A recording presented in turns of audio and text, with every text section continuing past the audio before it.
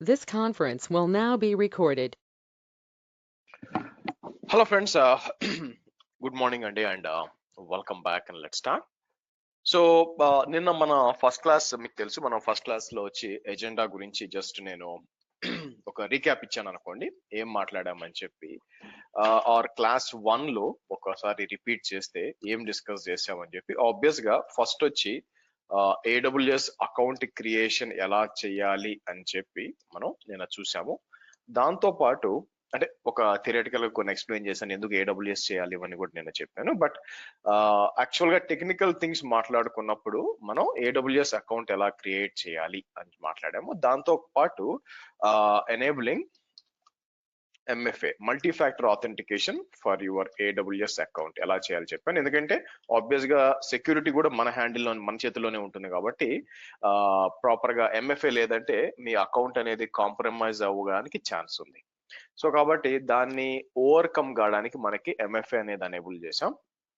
Fair enough. Next వచ్చేసరికి deploying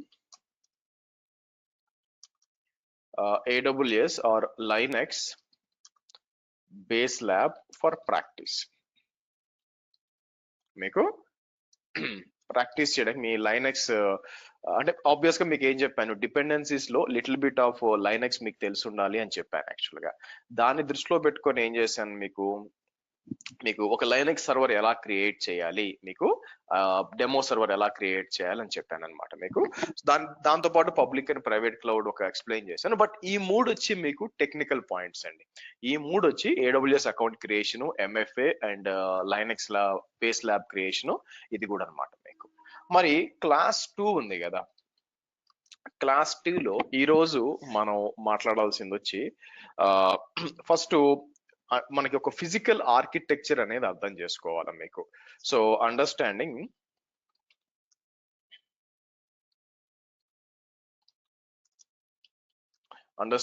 AWS console అండి. First console ఏముంది యాక్చువల్ గా చూడాలి మనకి.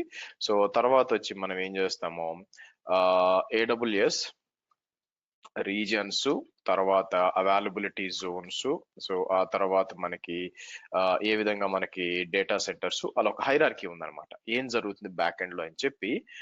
దీన్ని మనం ఏం చేస్తారంటే నేను ఫిజికల్ హైరార్కీ అంటాను. ఆ ఫిజికల్ హైరార్కీని ఏం చేయాలి అని చెప్పి మనం, let me save this file. So ఇక్కడికి వచ్చి సో ఓకే, ఇది చూద్దాము. సో టైం దొరికింది అనుకోండి, నేను ఏం చేస్తానంటే IP అడ్రసింగ్ ఓవర్ వ్యూ అని ఇస్తాను మీకు. ఓవర్ వ్యూ అంటాను మీకు. ఓకే, సో రేపు క్లాస్ 3 వచ్చి మనం ఏం చేస్తామంటే అండర్స్టాండింగ్ VPC, మీకు deploying VPC in a more or in depth అంటాను. ఇన్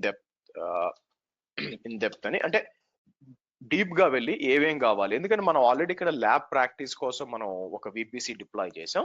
బట్ ఎక్స్పెక్టేషన్ ఏంటంటే మనకి రేపటి క్లాస్ లో ఇంకా స్టెప్ బై స్టెప్ ఎలా డిప్లాయ్ చేయాలా అనేసి మనం ఎక్స్ప్లెయిన్ చేస్తాను అనమాట మీకు. రైట్, సరే, let's move on. So obvious గా అగైన్ అందరికీ అండి welcome to the class, welcome to the AWS in Telugu.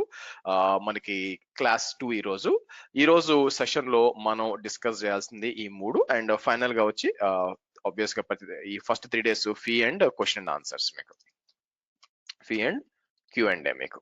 Okay, ఇవి మనం డిస్కస్ చేయాలి. నా మీ అందరికీ తెలుసు, నిన్న ఇంకోటి ఏం చేస్తానంటే అకౌంట్ క్రియేషన్ అండ్ వ్యాలిడేషన్ కూడా చెప్పాను. యాక్చువల్గా అంటే ఏంటంటే నిజంగా అకౌంట్ క్రియేట్ అయిందా లేదా సక్సెస్ఫుల్ గానీ ఎలా వ్యాలిడేట్ చేయాలో కూడా చెప్పాను. సో ఇక్కడ బ్యాక్ వస్తానండి. నా మీరు చూస్తే ఇది మీ AWS కన్సోల్. మీకు AWS కన్సోల్ ఇక్కడ ఉంటుంది మీకు. అయితే రియల్ టైంలో ఏం జరుగుతుందంటే, ఈ కన్సోల్ కి మీరు ఎందుకు వస్తారు తెలుసా? ఇక్కడ నుంచి మెషిన్స్ డిప్లాయ్ చేయడానికి కాదు, ఇక్కడ నుంచి మీరు రిసోర్సెస్ క్రియేట్ చేయడానికి కాదు. బేసిక్ గా ఇక్కడికి కన్సోల్ కి ఎందుకు వస్తారు అంటే దాని IP అడ్రస్ కనుక్కోవడానికి, లేకపోతే మనకి ఫర్ ఎగ్జాంపుల్ ఏదన్నా ఒక S3 బకెట్ ఉందనుకోండి, మనకి S3 బకెట్ ఉన్నప్పుడు ఆ బకెట్ యొక్క ARN కావాలా మీకు. ARN కావాలంటే నేను ఏం చేస్తాను, మీకు ఇక్కడికి వచ్చి అంటే ఇన్ఫర్మేషన్ గ్యాదరింగ్ కోసం మీకు ఇన్ఫర్మేషన్ గ్యాదరింగ్ అంటే ఇక్కడికి వచ్చాను అనుకోండి, 98 బకెట్లు ఉన్నాయి యాక్చువల్ గా. సో ఒక బకెట్ ఓపెన్ చేసి మీకు దాని పర్మిషన్స్ కి వచ్చి ఆర్ ఇక్కడ కిందకు వచ్చాను అనుకోండి, ఎడిట్ అంటే ఈ బకెట్ యొక్క ఏఆర్ఎన్ ఏంది, ఇలాంటి ఇన్ఫర్మేషన్, ఏం పాలసీ ఉంది, ఇలాంటి వాటి కోసం మనం ఇక్కడికి వస్తామండి. ఎందుకు ఇది ఎక్స్ప్లెయిన్ చేస్తున్నారంటే చాలా మంది మిస్అండర్స్టాండ్ చేసుకుంటారు. ఓకే, మనం ఏడబ్ల్యూఎస్ నేర్చుకున్నామంటే పొద్దున 9 గంటల నుంచి సాయంత్రం 5 గంటల దాకా దీని మీదే పనిచేస్తాం అనుకుంటారు. కాదు. మీకు నేను డే టు డే పనిచేస్తాను కదా ఏడబ్ల్యూఎస్ లో మాకు మా ఆఫీస్ లో నాకు ఐ థింక్ సమ్వేర్ లైక్ నిన్న చెక్ చేసినప్పుడు సమ్వేర్ లైక్ 67 అకౌంట్లు ఎంత ఉన్నాయి పైదే. ఒక అకౌంట్ కాదు, 67 అకౌంట్లు ఉంటాయి. కానీ కన్సోల్ కి ఎందుకు వెళ్తాను తెలుసా? మాక్సిమం యాక్సెస్ కి సీక్రెట్ కీల కోసం, అంటే ఐడి పాస్వర్డ్ల కోసం, లేకపోతే ఏదైనా ఒక దాని ఇన్ఫర్మేషన్ కనుక్కోవడం కోసం తప్పితే అక్కడి నుంచి డిప్లాయ్ చేయం. మీకు అక్కడి నుంచి డిప్లాయ్ చేయం. అసలు ఎట్లా డిప్లాయ్ చేస్తాము, ఎలా డిప్లాయ్ చేస్తామంటే ఇలాంటి కోడ్ వాడతామండి. మిమ్మల్ని భయపెట్టడానికి కాదు, మిమ్మల్ని కరెక్ట్ గా ఇన్ఫర్మేషన్ ఎలా ఇది అజూర్ కోడ్ అనుకోండి యాక్చువల్ గా. బట్ మనం ఏం చేస్తామంటే కోడ్ రాస్తాం అనమాట. కోడ్ రాసి, ఇది టెరాఫార్మ్ కోడ్ యాక్చువల్ గా. ఇది కూడా చెప్తాను నేను మీకు క్లౌడ్ ఫార్మేషన్ చెప్పేటప్పుడు కంపేర్ చేసి చెప్తాను. ఇది కూడా అంటే ఏం చేస్తామంటే ఇలా కోడ్ లో రాసి మనం డిప్లాయ్ చేస్తాం. కోడ్ లో రాసి డిప్లాయ్ చేసినప్పుడు మీకు ఏమవుతుందంటే అన్ని క్రియేట్ అవుతాయి. సో సార్ మరి అప్పుడు అదే డైరెక్ట్ గా చెప్పొచ్చు కదా అంటే అర్థం కాదండి. ఎందుకు అంటే ఇప్పుడు మనం first class, second class, third class చదివితే క్లాస్కి వెళ్ళాలి. అట్లా కాకుండా ఇప్పుడు 1 to 10th క్లాస్ ఏంటంటే మనం ఫస్ట్ ఈ క్లౌడ్ అనమాట. ఈ క్లౌడ్ అండర్స్టాండ్ చేసుకున్నాక డెవాప్స్ వచ్చేది ఇంటర్మీడియట్ యాక్చువల్ గా. అవన్నీ చదవకుండా నేను ఫస్ట్ లో ఆల్జీబ్రా చదవకుండా డైరెక్ట్ గా ట్రిగ్నామెట్రీకి వెళ్తాను అనుకోండి, మీకు అంటే అయిపోయింది కదా, మీకు వర్కౌట్ కాదు. ఇది కూడా అంతే. ఎందుకు మనం ఫస్ట్ కన్సోల్ వాడు అన్ని చేస్తామంటే ఏడబ్ల్యూఎస్ ని ఎలా డీల్ చేయాలా, ఎక్కడ ఏముంది అని తెలుసుకోవడానికి మన ప్రయత్నం. అది అర్థమైపోయింది అనుకోండి, తర్వాత దాన్ని ఆటోమేట్ చేయాలా. మీకు ఎక్కడ ఏముందో ముందు తెలియాలి కదా. మీకు ఇప్పుడు కార్ ఇంజన్ తీసుకున్నారనుకోండి, ఒక మెకానిక్ ఎక్కడ ఏముందో తెలియాలి, బ్రేక్ ఎక్కడ ఉంది, యాక్సిలరేటర్ ఎక్కడ ఉంది, అది తెలియకుండా ఇష్టం వచ్చిన రిపేర్ చేస్తే అన్ని మొదటికే మోసం వస్తుంది. సో కాబట్టి ఈ కోర్సులో మనం ఇది ఏడబ్ల్యూఎస్ ని అండర్స్టాండ్ చేసుకుంటాం. సరే, గుడ్. నా ఇది మీ కన్సోల్ యాక్చువల్ గా. ఇది మీ కన్సోల్ అనుకున్నప్పుడు ఈ కన్సోల్లో ఇక్కడ సర్వీసెస్ కి వచ్చాం అనుకోండి, మీకు కావాల్సిన సర్వీసెస్ అన్ని ఇక్కడ కనిపిస్తాయి. నా అయితే పైన ఇక్కడ చూసారా, మీరు చూసినట్లయితే ఇందా మీకు సో ఇక్కడ పైన కొన్ని పెట్టాను చూసారా, ఇవన్నీ కూడా షార్ట్ కట్ అనమాట.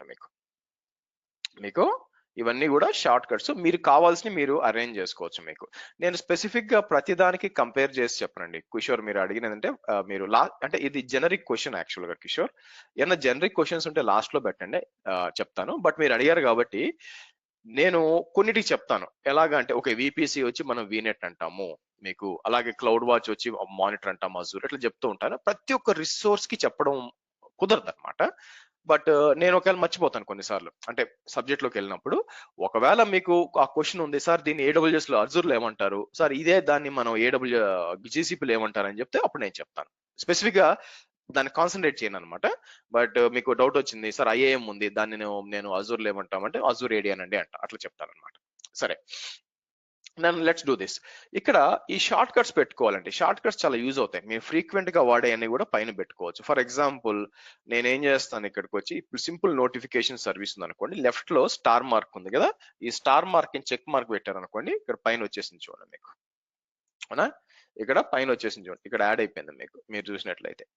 నా కాబట్టి మీకు ఈ విధంగా మీకు కావాల్సినవన్నీ కూడా వాడుకొని యూజ్ చేసుకోవచ్చు. మీకు ఈ కన్సోల్లో మీకు రెగ్యులర్ సర్వీసెస్ మాత్రం ఇక్కడ పెట్టుకోండి. ఫ్రీక్వెంట్ గా వాడే మాత్రం అన్ని పెట్టేది ఇక్కడ. యాక్చువల్లీ నేను తెలిసి ఫ్రీక్వెంట్ గా వాడు వద్దనుకున్నప్పుడు మీరు ఏం చేస్తారు, వచ్చామా ఇక్కడ ఆ స్టార్ మార్క్ తీసామా, మీకు అయిపోతుంది అనమాట మీకు. సరే, నా ఈ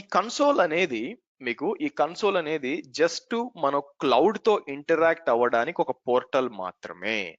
ఈ కన్సోల్ ని చాలా మంది క్లౌడ్ అనుకుంటారండి. మీకు ఈ కన్సోల్ అందరూ క్లౌడ్ అనుకుంటారు. ఈ కన్సోల్ క్లౌడ్ కాదు యాక్చువల్ గా. మీకు అది ఎలా ఒక మంచి ఎగ్జాంపుల్ ఎలా చెప్పచ్చు అంటే, మీకు బ్యాంక్ మంచి ఎగ్జాంపుల్ అండి. మీరు ఫర్ ఎగ్జాంపుల్ ఇప్పుడంటే యూపీఐ వచ్చింది కాబట్టి డబ్బులు పంపించేస్తున్నారు. ఇమాజిన్ మీకు యూపీఐ లేదు, మీరు బ్యాంక్కి వెళ్ళి డబ్బులు వేయాలనుకోండి, డబ్బులు డిపాజిట్ చేయాలనుకోండి, ఆబ్వియస్ గా ఏం చేస్తారు, బ్యాంక్ వెళ్తారు. బ్యాంక్ వెళ్ళి అక్కడ పేయిన్ స్లిప్ ఉంటుంది, రాస్తారు, అండ్ క్యాషియర్ కి ఇస్తారు. ఆ క్యాషియర్ ఉన్నాడు కదా, క్యాషియర్ ని మీరు ఈ కన్సోల్ గా వాడండి అనుకోండి యాక్చువల్గా. ఎందుకంటే ఇప్పుడు మనం 10,000 రూపాయలు క్యాషియర్కి ఇచ్చినప్పుడు అతను సిస్టంలో ఎంటర్ చేస్తారు. అంత మాత్రాన అతనే బ్యాంక్ కాదు కదా. అతను ఇప్పుడు ఓన్లీ క్యాషియర్ బ్యాంక్ కాదు, క్యాషియర్ వెనుక ఒక పెద్ద యంత్రాంగమే నడుస్తూ ఉంటుంది మీకు. సో బట్ ఈయన ఏంటంటే ఫ్రంట్ ఫేసింగ్ అంతే. మీ దగ్గర నుంచి డబ్బులు కలెక్ట్ చేసుకొని తన దగ్గర పెట్టుకొని మనకి మెషిన్ లో అప్లికేషన్ లో ఎంటర్ చేస్తాడు, ఆటోమేటిక్ గా మీ అకౌంట్ అప్డేట్ అవుతుంది, ఆర్ పాస్బుక్ అప్డేట్ చేసుకుంటారు మీరు యాక్చువల్ గా. అంత మాత్రాన cashier is not complete bank అక్కడ. సో అదే అతను one of the front facing. అలాగే మీరు ఒక ఏడబ్ల్యూఎస్ ని మీరు ఆర్ ఎనీ క్లౌడ్ ని, నాట్ ఓన్లీ ఏడబ్ల్యూఎస్ ని, ఏ క్లౌడ్ అయినా కూడా 3 విధాలుగా దానికి కనెక్ట్ అవ్వచ్చు. 3 విధాలుగా కనెక్ట్ అవ్వచ్చు. అవేంటి మీకు, ఏ క్లౌడ్ అయినా, ఇది ఓన్లీ ఏడబ్ల్యూఎస్ కాదు. ఇలాగా ఆ క్లౌడ్ ని రీచ్ అవ్వడానికి 3 దారులు ఉంటాయి మీకు. ఓకే, సో నేను ఏం చేస్తాను ఇక్కడ, ఇదంతా కూడా కిందకి తీసుకొస్తాను, కింద పెడదాం. సో ఇక్కడ వచ్చి ఈ క్లౌడ్ అనమాట మీకు. నా ఇది ఏం cloud, it doesn't matter a cloud అని చెప్పి, ఎనీ క్లౌడ్, ఏడబ్ల్యూఎస్ అయి ఉండొచ్చు, అజూర్ అయి ఉండొచ్చు, జీసీపీ అయి ఉండొచ్చు, మీకు జీసీపీ అయి ఉండొచ్చు, OCI, doesn't matter, a cloud అయినా కూడా మనం 3 విధాలుగా చేయొచ్చు. ఒకటి వచ్చి ఆబ్వియస్ గా కన్సోల్ ఆర్ పోర్టల్, ఏదైనా పేరు మీరు ఏదైనా అనుకోవచ్చు. కన్సోల్ అండ్ పోర్టల్ అన్నమాట. అంటే ఏంటి, మీకు స్క్రీన్ మీద కనిపిస్తున్న ఈ కన్సోల్ ఉంది చూసారా, ఇది. అదే మీకు ఫర్ ఎగ్జాంపుల్ అజూర్ భయం అనుకోండి, మీకు మీరు పోతే పోర్టల్ వస్తుంది, ఈ పోర్టల్. అదే మీకు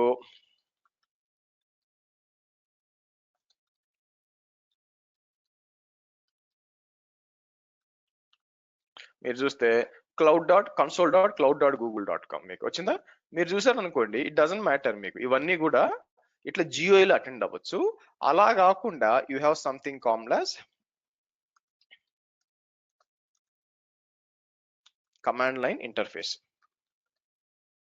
మీకు కమాండ్ లైన్ ఇంటర్ఫేస్ ఉంటుంది. మీకు కమాండ్ లైన్ ఇంటర్ఫేస్ ఎక్కడ ఉంది, ఏడబ్ల్యూఎస్ సిఎల్ఐ అంటాం. లేదా ఇక్కడికి వచ్చి మీరు ఏం చేయొచ్చు, ఇక్కడ పైన చిన్నది ఉంది చూసారు, ఇక్కడ పైన క్లౌడ్ షెల్ అంటాం. మీరు ఇది ఓపెన్ చేశారు అనుకోండి, మీకు క్లౌడ్ షెల్ ఓపెన్ అవుద్ది. అలాగే మనకు కావాలనుకుంటే మనం కమాండ్ లైన్ ఇన్స్టాల్ చేసుకుని, ఎలా ఉంటుందంటే ఇక్కడ ఫర్ ఎగ్జాంపుల్ ఏడబ్ల్యూఎస్ అని టైప్ చేశాను అనుకోండి, మీకు ఏడబ్ల్యూఎస్ అని టైప్ చేస్తే కమాండ్స్ వస్తాయి అన్నమాట మీకు. ఇలా కమాండ్ లైన్ ఇంటర్ఫేస్ లో మీరు చేయొచ్చు. అది కాకుండా మీకు అప్లికేషన్ ప్రోగ్రామింగ్ ఇంటర్ఫేస్ అంటారు బేసిక్ గా, ఆర్ సింపుల్ గా వచ్చే థర్డ్ పార్టీ టూల్స్ అన్నమాట. Like for example Terraform, packer, ఏదైనా కూడా third party tools, API access అనొచ్చు మీకు.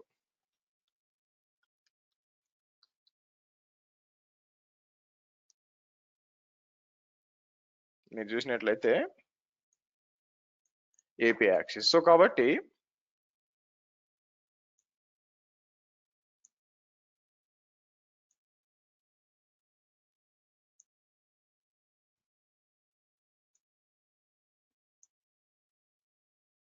ఇలా అన్నమాట మీకు. సో ఇది గుర్తుపెట్టుకోండి, ఇది ఓన్లీ ఫర్ ఏడబ్ల్యూఎస్ కాదు. మనం ఇప్పుడు ఎగ్జాంపుల్, ఇప్పుడు టెరాఫార్మ్ కోడ్ ఉంది అనుకోండి, ఈ కోడ్ నేను టెరాఫార్మ్ తో ఎగ్జిక్యూట్ చేసినప్పుడు మీకు ఏం జరుగుద్ది, దీని ద్వారా వెళ్తుంది మీకు, ఏది ఏపీ యాక్సెస్ ద్వారా వెళ్తుంది. అదే మీకు ఏడబ్ల్యూఎస్ సిఎల్ఐ కమాండ్స్ రన్ చేశాను అనుకోండి, అప్పుడు ఇదనమాట.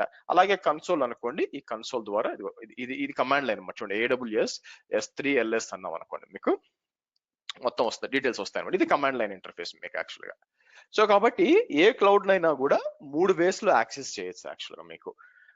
Right now as I said, ఈ కన్సోల్ వచ్చి క్లౌడ్ కాదు. ఈ కన్సోల్ ఏం చేస్తుందంటే మీకు క్లౌడ్ కి వెనకున్న ఇన్ఫ్రాస్ట్రక్చర్ కి కనెక్ట్ అవుతుంది. అది ఎక్కడెక్కడ ఉందంటే దాన్నే ఏడబ్ల్యూఎస్ రీజియన్స్ అంటామండి.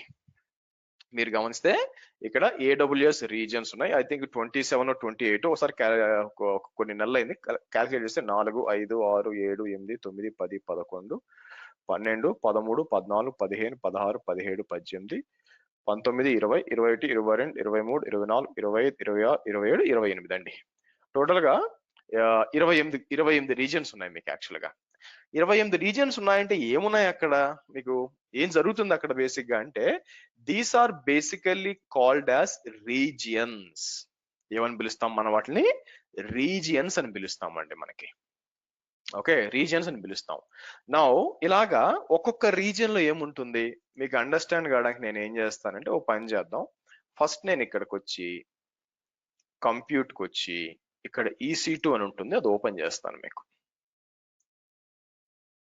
మీకు EC2 ఓపెన్ చేసినప్పుడు నాకు డిఫాల్ట్ గా ఎక్కడ ఉందంటే ఇక్కడ పైన చూడండి US ఈస్ట్ 1 వచ్చింది. మీకు US ఈస్ట్ 1 మీకు రీజన్ లో ఉంది. నేను కిందకు వస్తే US1 రీజన్ లో there is something called as zones అని ఉంటాయి, which we call it as availability zones అని ఉంటాయి అనమాట. AWS లోకెల్లా అతి పెద్ద రీజియన్ ఏంటంటే మీకు నార్త్ వర్జీనియా అండి. అన్నిటికంటే పెద్ద రీజియన్ వచ్చి మీకు నార్త్ వర్జీనియా. దాంట్లో 6 అవైలబిలిటీ జోన్స్ ఉంటాయి మీకు. నా క్వశ్చన్ ఏంటంటే అవైలబిలిటీ జోన్ అంటే ఏంటి? సో అలాగే ఇంకో రీజియన్కి వెళ్దాం. ఇదే పెద్ద రీజన్. తర్వాత అట్లా కాకుండా నేనేం చేస్తాను, ఒహాయోకి వెళ్తాను. అలాగే ముంబై ఇండియా కూడా ఉంది మీకు. అక్కడ ఎన్ని అవైలబిలిటీ జోన్స్ ఉన్నాయో చూద్దాం మనం.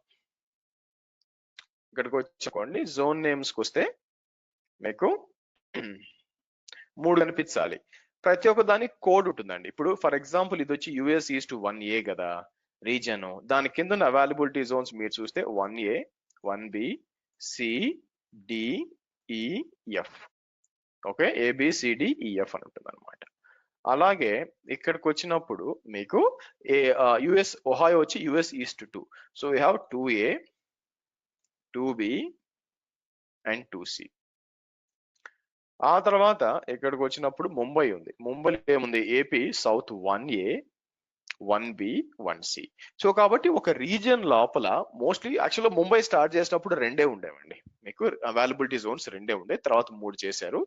సో ఏంటి అవైలబిలిటీ జోన్స్ అంటే మీకు availability Jones can contains 1 or more data centres. So first నేను MS పెయింట్ ఓపెన్ చేసి లెట్స్ డ్రా దిస్.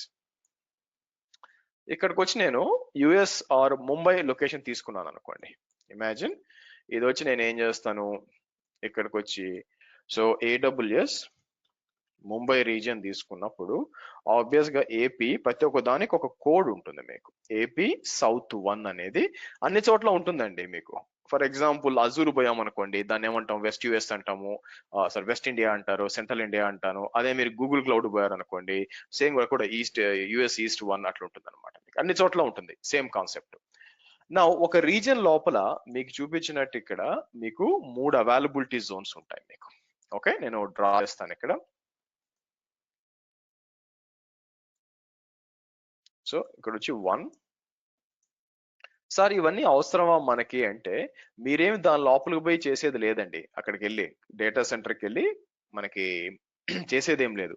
కాకపోతే మన ఇన్ఫ్రాస్ట్రక్చర్ అంతా కూడా ఎలా కనెక్ట్ అయ్యింది అనే నాలెడ్జ్ మీకు ఉండాలా, లేదంటే ఈ బ్యాక్ ఎండ్ లో ఏం జరుగుతుందో అర్థం కాదు.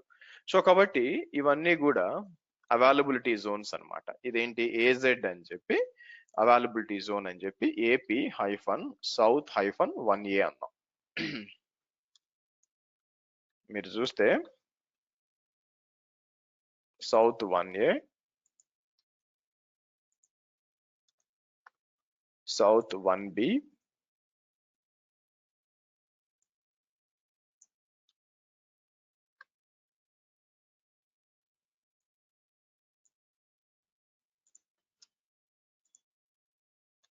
South 1C battery.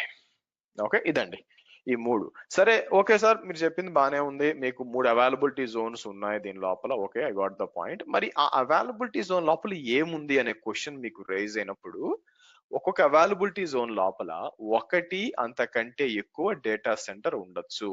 ఎన్ని ఉన్నాయి అనేది మనకు అనవసరం. ఓకే, ఇలా 1 అన్నా ఉండొచ్చు, లేకపోతే మీకు ఇక్కడ చూస్తే ఇలాగా 2 ఉండొచ్చు మీకు. ఓకే, లేని పక్షాన ఇక్కడ వచ్చి 3 ఉండొచ్చు. ఎన్ని ఉన్నాయి అనే విజిబిలిటీ మనకు ఉండదు, ఉండాల్సిన అవసరం కూడా లేదు మనకి. మనకేం కావాలా, నాకు కావాల్సిన వర్క్ లోడ్ సర్వర్స్ కానీ డేటాబేసెస్ కానీ అవి నేను ఇన్స్టాల్ చేసుకోవాలి, స్టోరేజ్ గా నాకు కావాలా. అది ఎక్కడ పెడితే నాకెందుకు, ఎందుకంటే నాకు సంబంధం లేదు కదా, నేను ఎంత వాడుకుంటున్నానో అంత డబ్బులు కడతాను. సో కాబట్టి ఇక్కడికి వచ్చినప్పుడు నేను ఏం చేస్తాను మీకు, సో ఇక్కడ డేటా సెంటర్ 1 అందాం. ఇది వచ్చి మీకు data centre 1 and data centre 2, అవునా? సో ఇక్కడికి వచ్చి నేను ఏం చేస్తాను మీకు data centre 1, data centre 2, data centre 3 మీకు యాక్చువల్గా. నౌ గుడ్ థింగ్ ఏంటంటే ఈ అవైలబిలిటీ జోన్స్ అనేవి అఫ్ కోర్స్ అన్ని రీజన్స్ కూడా అన్ని కూడా ఒకదానికి మీకు కనెక్ట్ అయి ఉంటాయి మీకు.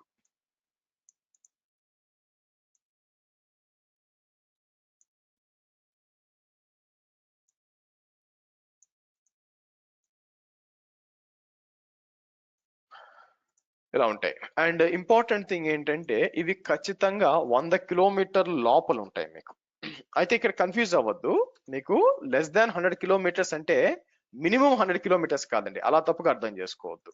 సో ఇప్పుడు ఫర్ ఎగ్జాంపుల్ మినిమం 100 కిలోమీటర్స్ కదా, ఇప్పుడు హైదరాబాద్ ఒక ఎగ్జాంపుల్ గా తీసుకుంటే, సో హైదరాబాద్ ఎగ్జాంపుల్ గా తీసుకున్నప్పుడు ఇక్కడ కూడా ఉంది, ఇక్కడ యాక్చువల్గా ఏడబ్ల్యూఎస్ ఇంప్లిమెంట్ చేసింది కదా, నేను ఎనేబుల్ చేయలేదు ఆ రీజన్. యాక్చువల్ గా కిందకు వచ్చారనుకోండి మీకు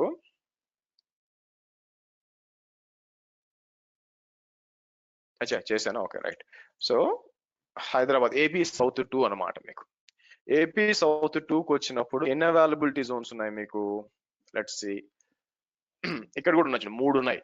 ఈ 3 కూడా ఎక్కడెక్కడ ఉండొచ్చు? మేబీ నాది సిటీ మధ్యలో ఉండవు. ఎందుకు సిటీ మధ్యలో ఉండవు? ఎందుకంటే బికాస్ ఆఫ్ మల్టిపుల్ రీజన్స్. ఒకటి వచ్చి రియల్ ఎస్టేట్ చాలా హైగా ఉంటుంది అనమాట, అంత డబ్బులు స్పెండ్ చేయలేరు. సో అనవసరం కదా, ఇప్పుడు సర్వర్స్ ఎక్కడున్నా మనకి ఇంటర్నెట్ కనెక్షన్ ఉంటే చాలు, అటువంటిప్పుడు సర్వర్ మధ్యలో ఉంటే ఏంది, అక్కడ మనుషులు ఉండబోయేది లేదు. కాబట్టి సిటీ బయట ఉంటాయి. నా ఎక్స్పెక్టేషన్ ఏంటంటే మేబీ వాళ్ళ లేకపోయినా ఏదైనా collaboration, for example control yes, Hyderabad లో కంట్రోల్ ఎస్ ఉంది డేటా సెంటర్స్, మేబీ వాళ్ళతో కొలాబరేషన్ ఉందేమో.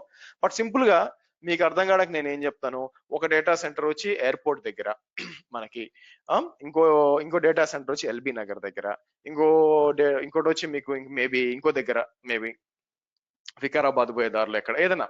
సో ఇవన్నీ అంటే 100 కిలోమీటర్ల లోపలే ఉంటాయి. అవన్నీ కూడా మీకు డార్క్ ఫైబర్ తో కనెక్ట్ అయి ఉంటాయి, అంటే మీకు హెవీ బ్యాండ్ విత్ ఉంటుంది అనమాట. సో దాని అర్థం ఏంటంటే మీరు చూస్తే మనం సర్వర్స్ పెట్టామనుకోండి, ఎందుకు ఇలా చేశారు సార్ అని క్వశ్చన్ వచ్చినప్పుడు మీరు గుర్తుపెట్టుకోవాల్సింది ఏంటంటే, as a cloud engineers or future DevOps engineers మీరు గుర్తుపెట్టుకోవాల్సింది ఏంటంటే, మీ అప్లికేషన్ డౌన్ అవ్వకుండా కాపాడుకోవాల్సిన బాధ్యత మీలో ఉంది. సింపుల్, ఇప్పుడు గో టు మీటింగ్ డౌన్ అయింది అనుకోండి, ఇప్పుడు మన క్లాస్ చెప్తాను మీకు గో టు మీటింగ్ ని నేను. సో ఆ గో టు మీటింగ్ డౌన్ అయిపోయింది అనుకోండి, ఆబ్వియస్ గా బిజినెస్ లాస్. ఎట్టి పరిస్థితుల్లో కూడా గో టు మీటింగ్ డౌన్లోడ్ కాకూడదు, అయితే నేను ఇంకో దానికి మూవ్ అయిపోతాను, వాళ్ళకి బిజినెస్ లాస్. సో అప్పుడు ఏం చేస్తాం, మనకి గో టు మీటింగ్ సంబంధించిన సర్వర్స్ ని వాళ్ళు ఏం చేస్తారంటే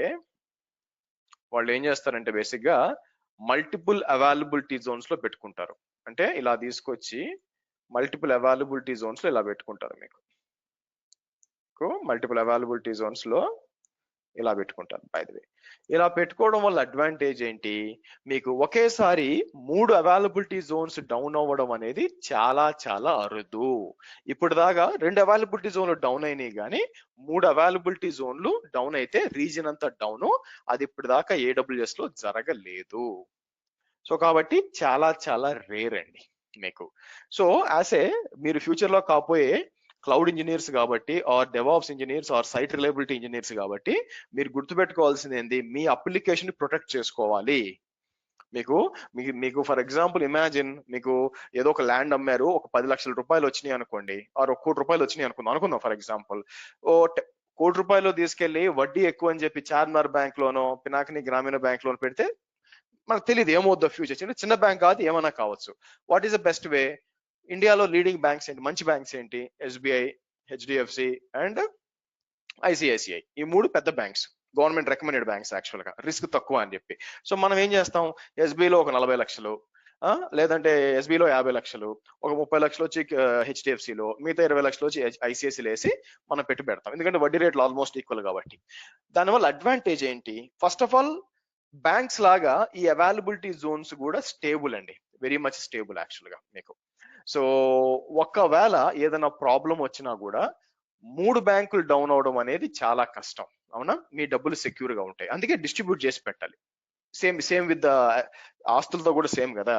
ఓకే, కొందరు ఏం చేస్తారు, స్టాక్ మార్కెట్, కొందరు ఎఫ్డీలు, కొందరు వచ్చి ఏదైనా ల్యాండ్ కొనుక్కోవడము, ఇట్లా డైవర్సిఫై చేసి పెడతాం, ఎందుకంటే అన్ని ఇంపాక్ట్ కాకూడదు కాబట్టి. ఇది కూడా సేమ్ డైవర్సిఫై చేసి పెడతాం అనమాట మీ అప్లికేషన్ ని, వేరే అవైలబిలిటీ జోన్. కాకపోతే ఒక రిస్క్ ఏంటంటే కంప్లీట్ గా రీజియన్ డౌన్ అయిపోతే అక్కడ ఇబ్బంది వస్తుంది మీకు. కంప్లీట్ గా రీజియన్ డౌన్ అయిపోతే అది వస్తుంది అనమాట. దానికి మనం ఏం చేస్తామంటే వేరే రీజియన్ లో కూడా పెట్టుకోవచ్చు, రెండింటి మధ్య దాన్ని డిఆర్ అంటాం. అయితే ఇలాగా మీ అప్లికేషన్ సంబంధించిన సర్వర్స్ ని వేరే వేరే అవైలబిలిటీ జోన్ లో డిస్ట్రిబ్యూట్ చేసి పెట్టడం ఏమంటారంటే దాన్ని హై అవైలబిలిటీ అంటారు మీకు. హై అవైలబిలిటీ అంటారు మీకు. అట్లా కాకుండా మొత్తం రీజియన్ అంతా డౌన్ అయితే కష్టం కదా, అప్పుడు ఎలా చేస్తారంటే దాన్ని చేయాలంటే వేరే రీజియన్ లో ఎగ్జాక్ట్ గా సెటప్ కూడా పెట్టాలా, disaster recovery or short form లో డిఆర్ అంటారు. బేసిక్ గా రెండు వేరే వేరే అండి, చాలా మంది రెండు ఈక్వల్ అనుకుంటారు. ఒకటి ఇలాగ సర్వర్స్ అని డిస్ట్రిబ్యూట్ చేయడం వేరే వేరే అవైలబిలిటీ జోన్స్ లో హై అవైలబిలిటీ, వేరే రీజియన్ లోకి మనకు ఎగ్జాక్ట్ ఇదే సెటప్ ముంబైలో కాకుండా ఒకవేళ ముంబై డౌన్ అయిపోతే నాకు హైదరాబాద్ లో పెట్టినాను అనుకోండి. ఇప్పుడు మన ఇండియాలో ఇంతకుముందు ఒకటే ఉండేది, ఇప్పుడు ఇండియాలో ఇబ్బంది లేదనమాట. ఇండియాలో మార్కెట్ వాళ్ళకి అర్థమైంది, India is a growing economy, కాబట్టి ఏం చేశారంటే హైదరాబాద్ కూడా స్టార్ట్ చేసింది యాక్చువల్ గా. సో కాబట్టి నేను ఏం చేస్తాను, నా ప్రైమరీ వచ్చి నా ఇండియా వైడ్ బిజినెస్ ప్రైమరీ వచ్చి నేను ఆల్రెడీ ఎస్టాబ్లిష్డ్ బిజినెస్ ముంబైలో ఉంది, దానికి డిఆర్ హైదరాబాద్ లో పెట్టుకుంటాను మీకు. సో ఒకవేళ అది పోతే మనం దీనికి ఫెయిల్ ఓవర్ అవ్వచ్చు అనమాట, దాన్ని బేసిక్ గా డిజాస్టర్ రికవరీ అంటారు మీకు. ఓకే, సో కాబట్టి రీజియన్స్ ఉంటాయండి, రీజియన్స్ లోపల అవైలబిలిటీ జోన్స్, అవైలబిలిటీ జోన్ లోపల డేటా సెంటర్. ఒక సింపుల్ గా ఒక ఎగ్జాంపుల్ కోసం మీకు డేటా సెంటర్ చూపించాను అనుకోండి. మీకు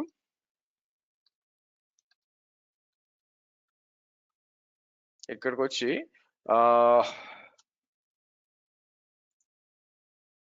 చూడడానికి ఎలా ఉంటుంది అంటే ఒక పని చేస్తాను మీకు. This is the famous one, అయితే యాక్చువల్లీ అజూర్ అనుకుంటాను. ఒక రెఫరెన్స్ కోసం చెప్తున్నానండి. This is the data centre. ఇది ఎంత పెద్దదో అంటే పక్కన ఉన్న మీరు ఇక్కడ కానీ గమనిస్తే ట్రక్స్ ఈ ట్రక్ చూడండి ఎంత చిన్నగా ఉంది, ఇక్కడ ఒకటి, ఈ ట్రక్స్ చూడండి, ఈ ట్రక్స్ ఎంత చిన్నగా ఉన్నాయి చూడండి మీకు. సో వాళ్ళతో కంపేర్ చేసినప్పుడు ఇది మ్యాసివ్ సైజ్ ఉంటుంది.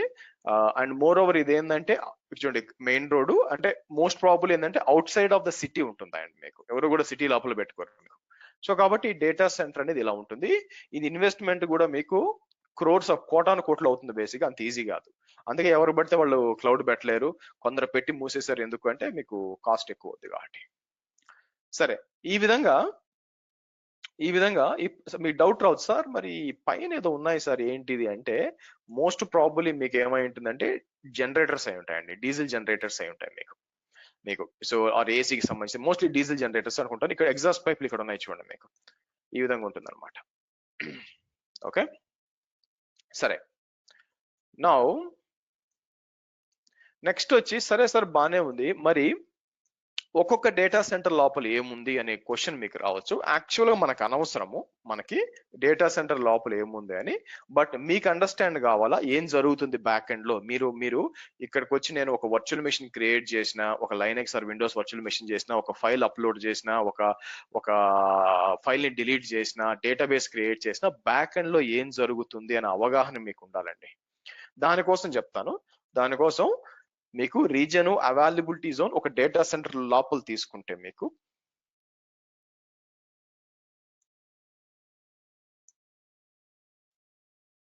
ఓకే, ఇమాజిన్ ఇది ఒక డేటా సెంటర్ అనుకోండి, ఒక రీజియన్ లోపల అవైలబిలిటీ జోన్ లోపల ఒకటి అంతకంటే ఎక్కువ సింపుల్ ఒక డేటా సెంటర్ అనుకుంటాను నేను. డేటా సెంటర్స్ లో ఏముంటాయంటే మీకు there or something called as racks అని ఉంటాయండి మీకు మన ఇంట్లో బీరువాల్ లాగా పెద్ద పెద్ద ర్యాక్స్ ఉంటాయండి మీకు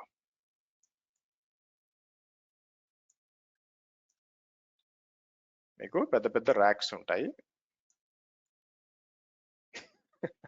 కొంచెం ఆగండి, ఎందుకు రావట్లేదు. Okay, hold, let's take this one. Okay, good. ఇలా ఉంటుంది.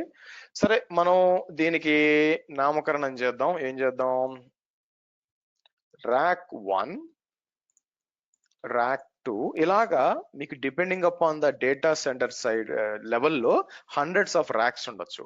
ఒక్కొక్క ర్యాక్ అంటే చిన్నగా ఉండదండి మనకి. ఎలా ఉంటుంది తెలుసా, ఇక్కడికి వచ్చి నేను డేటా సెంటర్ ర్యాక్ అన్నాం, ఒక ఇంజనీర్ రావాలి. ఇదనమాట, ఇది ఒక మంచి పిక్చర్ యాక్చువల్ గా. సో ఇక్కడికి వచ్చి నేను ఓపెన్ ఇమేజ్ అన్నాం అనుకోండి. సో ఇదంతా కూడా ఏది ఇది చూసారా, ఇదంతా కూడా చాలా పొడుగు 7 అడుగులు ఉంటుంది అనమాట.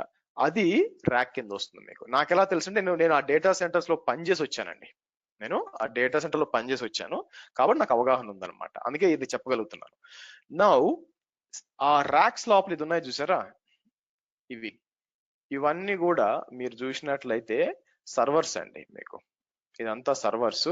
ఎవరైతే పిక్చర్ పెట్టారో ఏం చేస్తారు సార్, యాక్చువల్లీ ఇది ఇక్కడ డెల్ అని ఉంటుంది. ఇక్కడ వాళ్ళు ఏం చేస్తారంటే ఫోటో ఎడిట్ చేసి పెట్టారు. ఇక్కడ మీకు ఇక్కడంతా కూడా, ఇక్కడ కూడా ఇదంతా డెల్ సర్వర్స్ యాక్చువల్ గా. కానీ ఏం చేశారంటే ఫోటో ఎడిట్ చేసినప్పుడు అవి తీసేశారు. బట్ కింద వచ్చి ఐ థింక్ ఇవి హెచ్పి అనుకుంటాను యాక్చువల్ గా. నా ఇతను బయటికి ఏదైతే తీస్తున్నాడో లేకపోతే లోపలికి ప్రెస్ చేస్తున్నాడో ఉంది చూసారా, దీన్ని బేసిక్ గా ఫిజికల్ సర్వర్ అంటారు. ఇవి ర్యాక్ సర్వర్లు, ఇవి బ్లేడ్ సర్వర్స్ అంటారులేండి. అతను తీసి ఏదర్ ఇన్సర్ట్ చేస్తున్నాడు ఆర్ తీస్తున్నాడు కాబట్టి దీన్ని బేసిక్ గా ఫిజికల్ సర్వర్ అంటాం. సో కాబట్టి మీరు గుర్తుపెట్టుకోవాల్సింది ఏంటంటే, మనకి ర్యాక్ ఉందనుకోండి, మీకు ఈ ర్యాక్ ఉందనుకోండి, ర్యాక్ లోపల ఏముంటుంది మనకి,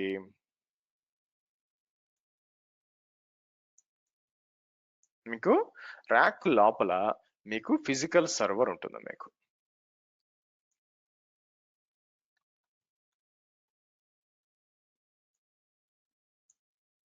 ఫిజికల్ సర్వర్ అండి. సో కాబట్టి ఇలాంటి ఫిజికల్ సర్వర్లు చాలా ఉంటాయి.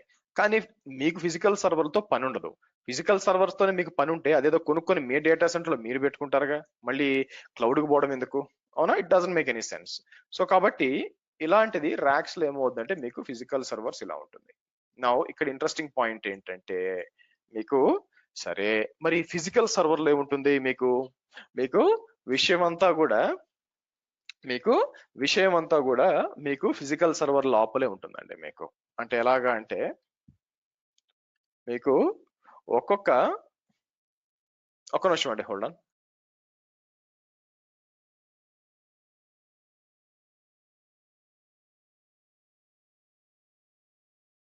ఓకే, సో ఇక్కడికి వచ్చి నేను ఏం చేస్తానంటే ఒక ఫిజికల్ సర్వర్ తీసాను అనుకోండి. మీకు ఇమాజిన్ ఇదే ఒక ఫిజికల్ సర్వర్ అనుకోండి. ఇక్కడే విషయం అంతా జరుగుతుంది. మీరు ఫిజికల్ సర్వర్ అనేది అర్థం ఏంటంటే, మీకు కొత్త ల్యాప్టాప్ కొన్నారనుకోండి, కొత్త ల్యాప్టాప్ వితౌట్ ఆపరేటింగ్ సిస్టమ్ కొన్నారనుకోండి, ఏముండదు వితౌట్ ఆపరేటింగ్ సిస్టమ్. దాంట్లో ఏముంటుంది, ఏం చేయలేరు. సో గట్టిగా కుంకుడుకాయలు కొట్టుకోవాలి, అంతకుమించి ఏం చేయలేరు. సో కాబట్టి వితౌట్ ఆపరేటింగ్ సిస్టమ్, మీరు గుర్తుపెట్టుకోవాల్సింది ఏంది, వితౌట్ ఆపరేటింగ్ సిస్టమ్ మీకు వేస్ట్ అన్నమాట మీకు. సో కాబట్టి ఫిజికల్ సర్వర్ లోపల క్లౌడ్ లోకి వచ్చేసరికి మనం ఒక ఆపరేటింగ్ సిస్టమ్ ఇన్స్టాల్ చేస్తాం. విండోస్, లైనక్స్ కాదు. It is a special type of operating system which we call it as hypervisor అంటామండి. ఏమంటాం మనం దాన్ని? హైపర్వైజర్ అంటాం మనం. ఇక్కడికి వచ్చి దీన్ని హైపర్వైజర్ అంటాం మీకు. నా ప్రపంచంలో చాలా సూపర్ డూపర్ హైపర్వైజర్లు ఏమున్నాయంటే, అన్నిటికంటే టాప్ వచ్చేసరికి మీకు VMware vSphere ESXi సర్వర్ అంటాం మనం. ఇది లీడింగ్ అన్నమాట. వర్చువలైజేషన్ లో మీకు ఇది లీడింగ్, ఇంకా లీడింగ్ ఇదే. సో కాదు, అది వాడట్లేదు వాళ్ళు, మనకి AWS అది వాడట్లేదు. నెక్స్ట్ వచ్చేసరికి మీకు మైక్రోసాఫ్ట్ హైపర్-V, ఇది అజూర్ ఇది వాడుతుందండి. మీరు చూస్తే అజూర్ ఇది వాడుతుంది అనమాట. థర్డ్ వచ్చేసరికి మీకు Xen సర్వర్ అని ఉంటుంది అనమాట. మీకు Xen సర్వర్ అని చెప్పి ఇది సిట్రిక్స్ కూడా వాడుతుంది. AWS దీన్ని వాడుతుంది, ఓపెన్ సోర్స్ హైపర్వైజర్ అనమాట. AWS Xen సర్వర్ వాడుతుంది మీకు. ఇది వచ్చి మీకు అజూర్ వాడుతుంది మీకు. ఫోర్త్ వచ్చేసరికి మీరు చూస్తే రెడ్ హ్యాట్ KVM అని ఉంది మీకు. KVM అంటారు, కర్నల్ వర్చువల్ మెషిన్ ఏదో ఉంది. రెడ్ హ్యాట్ దే కావాల్సిన అవసరం, ఓపెన్ సోర్స్ ఇది కూడా. ఇది వచ్చి గూగుల్ వచ్చి ఇది వాడుతుంది మీకు. సో కాబట్టి మీరు చూసినట్లయితే కంపల్సరీగా ప్రతి ఒక్క క్లౌడ్ మీకు మనం సెర్చ్ చేయొచ్చు. యాక్చువల్గా నేనేం చేస్తానంటే ఇక్కడికి వచ్చి మీకు to understand Google cloud hypervisor అన్నాం అనుకోండి. మీరు చూసినట్లయితే చూడండి, Google cloud uses open source KVM hypervisor that has been validated by scores of researchers found Google compute engine.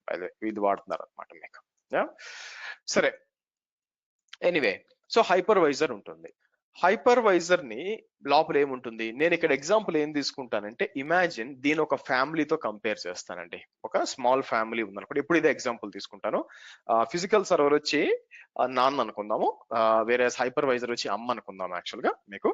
So నాన్న వచ్చి జాబ్కి వెళ్తాడు, అమ్మ వచ్చి పిల్లలు చూసుకుంటుంది, or vice versa. But mostly పిల్లలు అమ్మకు క్లోజ్గా ఉంటారు కాబట్టి సో నేను ఏం చేస్తాను, వాళ్ళకి 3 పిల్లలు తీసుకోండి. మీకు సింపుల్ గా వాళ్ళకి 3 పిల్లలు ఉన్నారండి.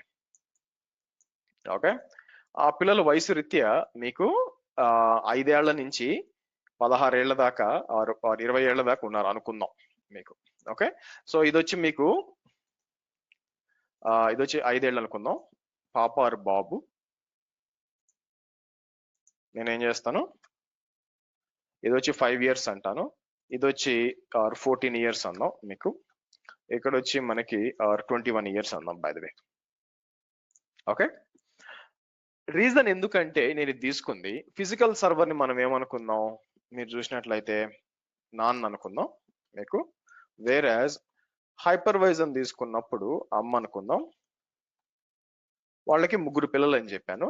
నా ఇక్కడ ఎందుకు ఈ ఎగ్జాంపుల్ తీసుకున్నాం అంటే పిల్లలకి వాళ్ళకు వయసు రీత్యా వాళ్ళ అవసరాలు వేరుంటాయి యాక్చువల్ గా. సో 5 ఏళ్ల బిడ్డకి ఏముంటుంది బేసిక్ గా మీకు ఏ బొమ్మో లేకపోతే చాక్లెటో బిస్కెటో ఉంటుంది. వేరాస్ 14 ఏళ్ల అబ్బాయి ఆర్ అమ్మాయికి ఏముంటుంది, మేబీ టీనేజ్ కాబట్టి ఆబ్వియస్ గా ఫ్రెండ్స్ తో తిరుగుతుంటారు కాబట్టి దే రిక్వైర్డ్ ఒక మంచి డ్రెస్ కానీ, ఒక సైకిల్ కానీ, క్రికెట్ బ్యాట్ కానీ, what ever it is. And 21 years అతను గ్రాడ్యుయేట్ అయ్యాడు, జాబ్కి వెళ్ళాలా, అతని అవసరం ఏంటంటే అతనికి ఒక బైక్ కావాలా, బస్సులో వెళ్తే లేట్ అయిపోతుంది, ఇంటర్వ్యూస్కి లేట్ అయిపోతుంది కాబట్టి ఒక బైక్ కావాలి, ఇది వాళ్ళ రిక్వైర్మెంట్స్ అనుకుందాం. నా ఈ రిక్వైర్మెంట్స్ అన్ని కూడా డైరెక్ట్ గా పోయి ఫాదర్ కి చెప్పలేరు, మీకు చెప్పొచ్చు చెప్పలేకపోవచ్చు, బట్ దే విల్ ఆల్వేస్, మనందరికి చూసిందే ఫ్యామిలీస్ లో they will channel through mother, అమ్మ ద్వారా తెలుస్తుంది అనమాట. సో అమ్మ వచ్చి ఫిజికల్ సర్ నాన్నకి చెప్తుంది, నాన్న ఆయన ఏం చేస్తాడు, కొన్ని తీసుకొస్తాడు, యాక్చువల్ గా డబ్బులు ఇస్తాడు యాక్చువల్ గా. సేమ్ ఇదంతా ఈ ప్రాసెస్ అంతా వర్చువలైజేషన్ లో కూడా అలాగే ఉంటుందండి. ఇక్కడ ఫిజికల్ సర్వర్ లో నాన్న ఇచ్చే జీతం ఏంటి యాక్చువల్ గా మీకు, మీరు చూస్తే సిపియు, మెమరీ, నెట్వర్క్, తర్వాత స్టోరేజ్, మీకు స్టోరేజ్ అన్నమాట, స్టోరేజ్ ఇస్తారు. దాన్ని అమ్మ ఏం చేస్తుంది, అమ్మ అనే హైపర్వైజర్ తీసుకొని ఎవరికి ఎంత కావాలో పంచుతుంది. సో ఇక్కడ 5 ఇయర్స్ ఎవరు తెలుసా మీకు, ఈ 5 ఇయర్స్ ఎవరంటే వెబ్ సర్వర్ అన్నమాట. వెబ్ సర్వర్ కి పెద్దగా మీకు వెబ్ సర్వర్ కి హెవీ అవసరం లేదు, ఎట్లా మీకు 2 CPU చాలు, 4 GB మెమరీ చాలు మీకు. మీరు చూసినట్లయితే 4 GB మెమరీ చాలా ఎవరికి, వెబ్ సర్వర్ కి. సో ఈ 5 ఏళ్ల బాబుకి అది సరిపోతుంది. అదే 14 ఏళ్ల టీనేజర్ కి ఏం కావాలా, రిక్వైర్మెంట్స్ హెవీగా ఉంటాయి కాబట్టి, ఎక్కువ ఉంటాయి కాబట్టి 4 CPU 16 GB అనుకుందాం మీకు, 4 CPU 16 GB మెమరీ అనుకుందాం మనం ఇక్కడ చూస్తే మీకు. ఓకే, సో అలాగే ఇది వచ్చి మనకు యాప్ సర్వర్ అంటాను మీకు, దీని ఏమంటాం, యాప్ సర్వర్ అంటామండి మనం.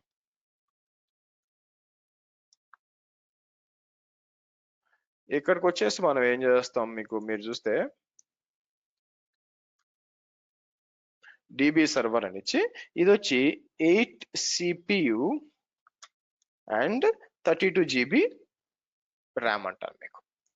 సో ఎందుకు, డిపెండింగ్ అపాన్ ద అప్లికేషన్ ఏదైతే రన్ అవుతుందో వాళ్ళ రిక్వైర్మెంట్స్ మారుతూ ఉంటాయి. నా ఈ రిక్వైర్మెంట్స్ అన్ని కూడా ఎక్కడికి వెళ్తుంది, బేసిక్ గా మన హైపర్వైజర్ కి వెళ్తుంది. మీకు అమ్మ అనే హైపర్వైజర్ ఉంటుంది, అక్కడి నుంచి నాన్న అనే ఫిజికల్ సర్వర్ దగ్గర నుంచి వస్తుంది. This basically called as virtual machines or virtualisation అందాం మనం, వర్చువలైజేషన్ అందాం మీకు. ఆర్ మీకు ప్లేస్ స్పెల్లింగ్ తక్కువ అనుకుంటాను, ఒక నిమిషం నేనేం చేస్తాను, వర్చువలైజేషన్ అందాం. యా, ఇదండి మీకు, మీరు వస్తే వర్చువలైజేషన్ అంటాం మీకు. క్లౌడ్ కంటే ముందు ఇదే వచ్చింది. ఇప్పుడు నేను ఫస్ట్ టైం వర్చువలైజేషన్ చూసింది, స్టార్ట్ చేసింది వచ్చి మీరు చూసినట్లయితే 2007 లో స్టార్ట్ చేశాను మీకు 2007 లో ఫస్ట్ టైం వర్చువలైజేషన్ చూసాను, ఆల్మోస్ట్ లైక్ 16 ఇయర్స్ బ్యాక్. అప్పుడు క్లౌడ్ ఏం లేదు యాక్చువల్ గా, మీకు వచ్చింది కానీ AWS 2006 లో AWS వచ్చింది కానీ అంత ఫేమస్ గా ఎవరికి తెలియదు. AWS ఉందని తెలిసిందే నాకు 2010-11 లో తెలిసింది యాక్చువల్ గా. సో టైం పట్టింది వాళ్ళు కూడా అంతా కూడా డెవలప్ కావడానికి మీకు. సో కాబట్టి ఓవరాల్ గా ఆర్కిటెక్చర్ మీరు చూసారు అనుకోండి, ఆర్కిటెక్చర్ చూసినప్పుడు ఫిజికల్ ఆర్కిటెక్చర్ మీకు ఏముంటుందండి, మీరు చూసినట్లయితే ఫస్ట్ రీజియన్స్ ఉంటుంది. రీజియన్ లోపల వచ్చేసరికి మీకు అవైలబిలిటీ జోన్స్ ఉంటాయి. ఒక అవైలబిలిటీ జోన్ లో ఒకటి అంతకంటే ఎక్కువ డేటా సెంటర్లు ఉండడానికి ఆస్కారం ఉంది. ఆ తర్వాత ఒక్కొక్క డేటా సెంటర్ లో మీకు మల్టిపుల్ ర్యాక్స్ ఉంటాయి. డిపెండింగ్ అపాన్ దాని డేటా సెంటర్ సైజును బట్టి వందల కొద్ది ర్యాక్స్ కూడా ఉండొచ్చు. ఒక్కొక్క ర్యాక్ లో ఫిజికల్ సర్వర్, నెట్వర్క్ డివైసెస్ కూడా ఉంటాయి అనుకోండి, బట్ ఒక్కొక్క దాంట్లో ఫిజికల్ సర్వర్స్ ఉంటాయి. ఒక్కొక్క ఫిజికల్ సర్వర్ లోపల మనకి హైపర్వైజర్ ఇన్స్టాల్ చేసి మనం ఇక్కడ వర్చువల్ మెషిన్స్ అంటే అర్థం ఏంటి, ఇక్కడ ఇక్కడ మీకు కనిపిస్తుంది చూసారా, షెల్ స్క్రిప్టింగ్ సర్వర్ అని చెప్పి కనిపిస్తుంది చూసారా, లైనక్స్ సర్వర్ ఉందనుకోండి, అది మీరు క్రియేట్ చేసినప్పుడు మీరు గుర్తుపెట్టుకోవాల్సింది అంటే బ్యాక్ ఎండ్ ఏం జరుగుతుంది అనుకుంటున్నారు, బ్యాక్ ఎండ్ లో వచ్చి నాకు చెప్పినట్టు ఇలాంటి ఒక రీజియన్ లో, అవైలబిలిటీ జోన్ లో, డేటా సెంటర్ లో, ర్యాక్ లోపల, ఫిజికల్ సర్వర్ లోపల, ఒక హైపర్వైజర్ లోపల అక్కడ వర్చువల్ మెషిన్ క్రియేట్ అవుతుంది. బ్యాక్ ఎండ్ లో ఇంత తతంగం జరుగుతుంది. కాబట్టి కేవలం ఈ కన్సోలే క్లౌడ్ కాదు, బ్యాక్ ఎండ్ ఈ కన్సోల్ అనేది ఏంటంటే ఒక గేట్ అన్నమాట, మీకు ఒక మెయిన్ గేట్ లాంటిది. ఆ మెయిన్ గేట్ లో నుంచి క్లౌడ్ లో ఉన్న రిసోర్సెస్ అన్ని కూడా యాక్సెస్ చేసుకోవడానికి మీకు వస్తుంది. అందుకే దీన్ని క్లౌడ్ అంటున్నాం. క్లౌడ్ అని ఎందుకన్నాము, మీకు క్లౌడ్ లేనప్పుడు ఏంటంటే ఎవరికి వాళ్ళకి సొంత కుంపటి పెట్టుకోవచ్చు. సింపుల్ గా చెప్పాలంటే ఇంతకు ముందు చెప్తాను చూడండి, క్లౌడ్ అనేది మీరు చూస్తే ఒక కంబైన్ ఫ్యామిలీ లాంటిదండి. మీకు ఉమ్మడి కుటుంబం ఉంటుంది కదా, క్లౌడ్ అనేది ఒక ఉమ్మడి కుటుంబం. ఒక ముగ్గురు అన్నదమ్ములు ఉన్నారనుకోండి, ముగ్గురు అన్నదమ్ములు కలిసి ఉన్నారనుకోండి, కిచెన్ మోస్ట్లీ పాతకాలం తీసుకుంటే మోస్ట్లీ అక్కడ ఏంటి, మీకు ముగ్గురు అన్నదమ్ములు, ముగ్గురు కస్టమర్లు అనుకోండి, కానీ ముగ్గురు అన్నదమ్ములకి కిచెన్ ఒకటే ఉంటుంది. కిచెన్ అందరికి కలిపి వండుతారు యాక్చువల్ గా, వీళ్ళు షేర్ చేసుకుంటారు. ఇది క్లౌడ్ అన్నమాట సింపుల్ గా చెప్పాలంటే మీకు. ఓకే, వేరాజ్ ఇంతకు ముందు క్లౌడ్ రాకముందు ఏముండేదంటే న్యూక్లియర్ ఫ్యామిలీలు, ఎవరికి సపరేట్ ఫ్యామిలీ, ఎవరి కుంపటి వాళ్ళది అనమాట బేసిక్ అట్లా ఉండేది. సో దీనివల్ల ఏంటంటే ఇప్పుడు 3 కుటుంబాలకు కలిపి వదిలినప్పుడు కాస్ట్ తగ్గుద్ది. ఒక కుటుంబం ఎవరికి వాళ్ళకి వండుకున్నారు అనుకోండి, కాస్ట్ ఎక్కువ అయిపోద్ది కదా. ఏం ఒకరు వచ్చి చికెన్ అంటారు, ఇంకొకరు మటన్ అంటారు, ఇంకొకరు ఏదో అంటారు. సో ఆబ్వియస్ కాస్ట్ ఇప్పుడు ఉమ్మడి కుటుంబంలో ఉన్నప్పుడు అందరి తీసుకోవాలి కాబట్టి కాస్ట్ తగ్గుద్ది అనమాట. సేమ్ ఇక్కడ కూడా మీకు. సో ఇంతకు ముందు ఏ కంపెనీకి ఆ కంపెనీలు మీకు డేటా సెంటర్ సపరేట్ గా ఉండేది. సో అయితే ఏమైంది, మీకు కాస్ట్ అనేది ఎక్కువ అయిపోతుంది యాక్చువల్ గా. ఎప్పుడైతే మనం క్లౌడ్కి వచ్చామో మీకు విపరీతంగా కాస్ట్ తగ్గిపోతుంది. సి క్లౌడ్ అనే దానికి ఎందుకు వెళ్ళాలి, రీజన్ అడుగుతారు అనమాట కొన్నిసార్లు. ఓకే, క్లౌడ్ అసలు నేను ఎందుకు వెళ్ళాలి అంటే మేజర్ గా 2 రీజన్స్ అండి. వాళ్ళు ఎన్ని కహానీలు చెప్పినా కూడా బయట అది ఇది ఫ్యాన్సీగా డైరెక్ట్ గా ఆన్సర్ చెప్పారనమాట మీకు. క్లౌడ్ కి ఎందుకు వెళ్తామంటే రెండే 2 రీజన్స్. ఒకటి వచ్చి సేవింగ్ కాస్ట్, ఫస్ట్ మేజర్ ఇదండి మీకు. క్లౌడ్కి వెళ్ళిపోతే మనది షేర్డ్ ఆర్కిటెక్చర్ కాబట్టి మనం షేర్ చేసుకుంటున్నాం కాబట్టి మనకి వేరే కస్టమర్స్ తో కూడా కాస్ట్ అనేది బాగా తగ్గుద్ది. ఎవరు ఎన్ని చెప్పినా కూడా మేము కాస్ట్ ముఖ్యం కాదు, మాకు రిలయబిలిటీ అది ఇది అనుకుంటే అవన్నీ ఉత్తమ మాటలు. So first saving cost, next increasing or reducing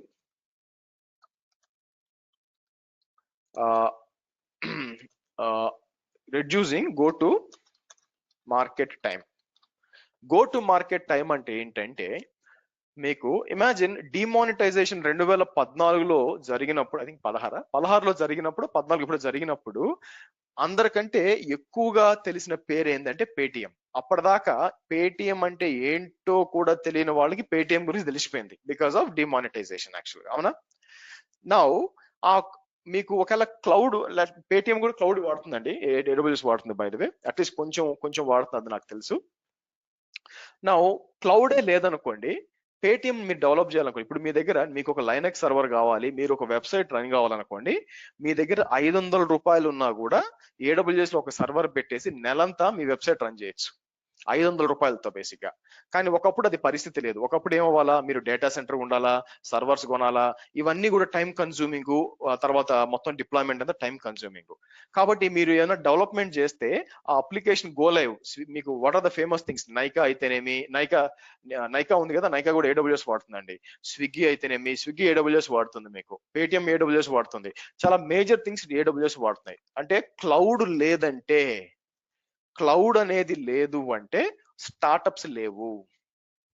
గుర్తుపెట్టుకోండి, స్టార్టప్స్ యూనికార్న్స్ ఇవన్నీ ఏదో మాట్లాడుతున్నాం మనం. యాక్చువల్ గా మీకు ఎవరు కూడా ఫ్లిప్కార్ట్ ని స్టార్ట్అప్ అన్నా తెలుసా, బాగా గమనించారా? ఫ్లిప్కార్ట్ ని ఎవ్వరు స్టార్ట్అప్ అనలా, ఇట్స్ ఈ కామర్స్ బిజినెస్ అన్నారు తప్పితే ఫ్లిప్కార్ట్ ని ఎవరు కూడా స్టార్ట్అప్ అనలేదు. ఎందుకంటే ఫ్లిప్కార్ట్ క్లౌడ్ కి ముందు నుంచే ఉంది. బెంగళూరులో వాళ్ళ డేటా సెంటర్ ఉంది, వాళ్ళ ఓన్ డేటా సెంటర్ లో ఉంది మీకు. సో బట్ స్విగ్గీని స్టార్ట్అప్ నుంచే వచ్చింది మీకు. అది మన సీఈఓ కూడా మన తెలుగు అతనే. సో వాళ్ళు స్టార్ట్అప్ అనమాట, అక్కడి నుంచి చిన్నగా వచ్చారు. టైనీ అవులు కొన్ని ఉన్నాయి, కొన్ని మూసేశారు ఇవన్నీ. సో ఇదంతా ఎందుకు? Go to market time. మనం అప్లికేషన్ డెవలప్ చేసామంటే టక టక టక వెళ్ళిపోవాలి మీకు. ఎందుకంటే డిప్లాయ్మెంట్ చాలా టైం తగ్గిపోద్ది, ఫాస్ట్ ఉంటుంది అనమాట, అండ్ కాస్ట్ కూడా సేవ్ చేసుకోవచ్చు. సో క్లౌడ్ కు పోవడానికి గల రెండు మెయిన్ రీజన్స్ ఏమన్నా ఉన్నాయంటే ఈ రెండు మెయిన్ రీజన్స్ అండి. ఈ గో టు మార్కెట్ కింద అన్ని వచ్చేస్తాయి మీకు. రిలయబిలిటీ, స్కేలబిలిటీ, రోబస్ట్నెస్, ఆ తర్వాత ఎస్ఎల్ఎస్, ఇవన్నీ కూడా దాని కింద వచ్చేస్తాయి. ఎందుకంటే మీ అప్లికేషన్ అనేది స్టేబుల్ గా ఉంటుంది అనమాట మీకు. Okay right. సో అయితే మార్కెట్ అనేది ఏడబ్ల్యూఎస్ ఆర్ క్లౌడ్ అనేది దాన్ని ఏమంటారంటే ఇంగ్లీష్ లో డబుల్ ఎడ్జ్డ్, ఇది ఎడ్జ్డ్ స్వోర్డ్ అంటారు బేసిక్ గా. ఆర్ సింపుల్ అంటే కత్తి మీద సాము లాంటిది బేసిక్ గా. సో మీకు ఎందుకు చెప్తున్నానంటే ప్రాపర్ గా ఎడ్జ్ కదా, ఈడిజి ఎడ్జ్ స్వోర్డ్ అన్నాం, ఆ డబుల్ నైఫ్ అన్నాం. ఎందుకు రీజన్ ఏంటంటే ఇప్పుడు దాన్ని ఏమంటారు, మీకు ఇంట్లో ఉన్నప్పుడు కత్తి ఇచ్చాను అనుకోండి, కత్తితో మంచి పని చేయొచ్చు, చెడ్డ పని చేయొచ్చు. కూరగాయలు దొరుకోవచ్చు, ఫ్రూట్స్ కట్ చేసుకోవచ్చు, పర్లేదు. అట్లా కాకుండా దాంతో ఏమన్నా సాహసాలు చేస్తుంటే చేతులు దిగుతాయి బేసిక్ గా. ఇది కూడా అంతే. సో క్లౌడ్ ని ఎఫిషియెంట్ గా వాడుకుంటే మీకు మీ అప్లికేషన్ బాగా ఇంప్రూవ్ చేస్తుంది, ఆ తర్వాత డిప్లాయ్ చేస్తుంది, మీకు ఖర్చు తగ్గిస్తుంది, ఓవరాల్ గా మీరు పైసలు సేవ్ చేసుకుంటారు, గుడ్ ఫర్ యూ. దాన్ని ఎడాపెడా వాడారు అనుకుంటే ఏమైపోతుందంటే ఆబ్వియస్ గా ఉన్న డబ్బులు కూడా పోతాయి అనమాట. ఎందుకంటే ప్రాపర్ గా ప్లాన్ చేసుకోకుండా ఉన్నారనుకోండి, మీకు చాలా మంది నేను చూసాను కదా, స్టార్ట్అప్స్ ఎస్పెషల్ గా స్టార్టింగ్ లో డబ్బులు ఉండేసరికి నేను చూసా, ఒక అతను వచ్చి ఒక్కొక్క సర్వీస్ కి క్యూబర్నెట్స్ లోడ్ బ్యాలెన్స్ పెట్టాడు. 20 సర్వీసులు 20 లోడ్ బ్యాలెన్స్ ఉన్నాయి. నేను అడిగిన పిచ్చా వెర్రా, ఇట్లా ఎవరన్నా పెడతారా, మీకు కాస్ట్ కదా అంటే, no we don't worry about money అన్నాడు బేసిక్ గా. ఇప్పుడు తెలియదు నాయన, రేపు పొద్దున ఫండింగ్ ఆగిపోతే అప్పుడు తెలుస్తుంది మీకు బాధ ఏందని చెప్పి అప్పుడు చెప్పా, this is not best practice from a security perspective, from a cost perspective మారాలని చెప్పాల్సి వచ్చింది మీకు. సో కాబట్టి మీరు జాగ్రత్తగా మీరు యూజ్ చేసుకోవాలండి మీకు. Okay okay good. సరే ఎనీ క్వశ్చన్స్ అండి? ఇప్పుడు ఆర్కిటెక్చర్ ఎక్స్ప్లెయిన్ చేశాను కదా మీకు. ఎవరికైనా ఏమైనా క్వశ్చన్ ఉందా ఆర్కిటెక్చర్ మీద? Any doubts? అన్మ్యూట్ చేసి అడగచ్చు. ఫిజికల్ సర్వర్ కి ప్లేట్ సర్వర్ కి డిఫరెన్స్ ఏంటండి? ఓకే, మీకు సర్వర్స్ లో 3 రకాలు ఉంటాయి మీకు, అన్ని ఫిజికల్ సర్వర్స్. ఒకటి వచ్చి ర్యాక్ సర్వర్ అంటారు, ఇంకోటి వచ్చి టవర్ సర్వర్ అంటారు, ఇంకోటి వచ్చి బ్లేడ్ సర్వర్ అంటారు. సో ర్యాక్ సర్వర్ అంటే ఏంటంటే, మీకు ర్యాక్ సర్వర్ ఈ విధంగా హారిజాంటల్ గా ఉంటుంది అనమాట, మీకు ఇట్లా ఉంటుంది మీకు ర్యాక్ సర్వర్ అనేది మీకు. సో కాబట్టి ఇందాక మీకు చూపించాను కదా, దాంట్లో ఆ పిక్చర్ లో అలా ఉంటాయన్నమాట మీకు. టవర్ సర్వర్ ఏంటంటే, మన ఇంట్లో సిపియూలు ఉన్నాయి కదా, మన ఇంట్లో పెట్టుకుంటాం మన సిపియూలు అట్లా నిలువుగా ఉంటుంది సార్, అవి టవర్ సర్వర్లు మీకు. అయితే ఈ రెండింటితో వచ్చిన ఇబ్బంది ఏంటంటే మీకు, ఈ రెండింటితో వచ్చిన ఇబ్బంది ఏంటంటే స్పేస్ బాగా కన్జ్యూమ్ చేస్తాయి. అట్లా కాకుండా మీకు స్పేస్ లేదనుకోండి, మీ డేటా సెంటర్ లో స్పేస్ చాలా తక్కువ ఉందనుకోండి, అటువంటప్పుడు ఇలాంటి బ్లేడ్ సర్వర్ వాడతాం. ఇది ర్యాక్ సర్వర్, ఇది ర్యాక్ సర్వర్ అనమాట మీకు. మీరు చూస్తే ఇది ర్యాక్ సర్వర్. ఇక్కడ వెనక ఉంది చూసారు చూడండి, ఇక్కడ ఇది వచ్చి టవర్ సర్వర్ మీకు వెనక ఉంది. ఇది బ్లేడ్ సర్వర్. బ్లేడ్ సర్వర్ లో అడ్వాంటేజ్ ఏంటంటే, ప్లేస్ ఎక్కడ ఉంటే లిమిటెడ్ అక్కడ సరిపోతుంది. ఇక్కడ చూసారు అనుకోండి, 1 2 3 4 5 6 7 8 రెండు, ఇక్కడ ఒక్కటే మీరు 16 సర్వర్లు పెట్టుకోవచ్చు మీకు, ఇంత చిన్న స్పేస్ లో. అది బ్లేడ్ సర్వర్ మీకు. సో ఇది అనుకోండి, అక్కడ ఇటు పెట్టాలనుకోండి, ఎక్కువ స్పేస్ అవుతుంది, 16 సర్వర్లు కావాలంటే ఇక్కడ అవాయిడ్ చేయొచ్చు అనమాట, అంతే బ్లేడ్ సర్వర్ అంటే. బట్ అన్ని ఫిజికల్ సర్వర్సే మీకు. Okay okay okay. డిఫరెన్స్ ఏంటండి దేనికి? సారీ, అంటే ఈ మూడిటికి డిఫరెన్స్ ఏంటి? అంటే మనము ఏం లేదు, ఓన్లీ బ్లేడ్ అదే సర్వీస్ వాడొచ్చు కదా, ఎక్కువ కన్స్యూమ్ చేయకుండా స్పేస్. కాస్ట్లీ కదా మీకు. దాన్ని ఏమంటారు, ఇప్పుడు ఇంత తక్కువ సైజ్ లో ఉన్నప్పుడు చాలా మైన్యూట్, అంటే తక్కువ సైజ్ తగ్గించి నేను ఇస్తున్నాను కదా, సైజ్ తగ్గించినప్పుడు ఆబ్వియస్ గా వీడు చాలా వరకు R&D చేసి సైజెస్ అన్ని తగ్గించేస్తారు కదా మీకు. అప్పుడు ఏమవుతుంది, మీకు కాస్ట్ ఎక్కువ అవుద్ది కదా మీకు, అంతేగా. సో ఇప్పుడు టవర్ సర్వర్ లో పెద్దగా మదర్ బోర్డులు పెద్దవి ఉంటాయి. ఇక్కడ పెద్ద మదర్ బోర్డుకి 10 రూపాయలు అయితే, దాన్ని మైన్యూట్ చేసి చిన్నగా R&D చేసి తగ్గించడానికి 100 రూపాయలు అవుద్ది అది నాకు. అప్పుడు మీకు ప్రైస్ వేరీ అవుతుంది కదా. So blade servers are very costly అండి when compare to tower servers. So కాబట్టి అందరూ వాడాలని కాదు, ఎక్కడైతే స్పేస్ మనం పెట్టలేము మీకు, అలాగే ఇప్పుడు దీని లోపల 10 GB కనెక్టివిటీ అంతా ఉంటుంది అనమాట, అందుకని మీకు ఇట్స్ కాస్ట్లీ అఫేర్. ఓకే అండి, థ్యాంక్ యూ. AWS సెక్యూరిటీ పరంగా like how reliable is it? How reliable is it అంటే మన డేటా సెంటర్ కంటే మేలేనండి, మీ ఓన్ Okay. డేటా సెంటర్ కంటే మేలు. ఎందుకంటే వాళ్ళు అగైన్ సెక్యూరిటీకి ఇది గుర్తుపెట్టుకోవాల్సింది ఏంటంటే, మనం తలుపులు ఓపెన్ చేసి మా ఇంట్లోకి ఎవరు రాకూడదంటే కుదరదు కదా, అవునా? సో కాబట్టి ఇక్కడ security is a shared responsibility అన్నమాట. మీకు AWS అయినా అజూర్ అయినా ఎవరైనా ఏం చెప్తున్నారంటే, మేము వీలైనంత వరకు DDoS అటాక్స్ రాకుండా థ్రెట్ డిటెక్షన్, యాంటీవైరస్ ఇవన్నీ మేము చూసుకుంటాం, కానీ మీరు ఇంటికి అందరిని ఆహ్వానించే సెక్యూరిటీ లేదంటే మేమేం చేయలేమంటారు వాళ్ళు. కాబట్టి దాన్ని మనం ఏమంటామంటే షేర్డ్ రెస్పాన్సిబిలిటీ అంటాం.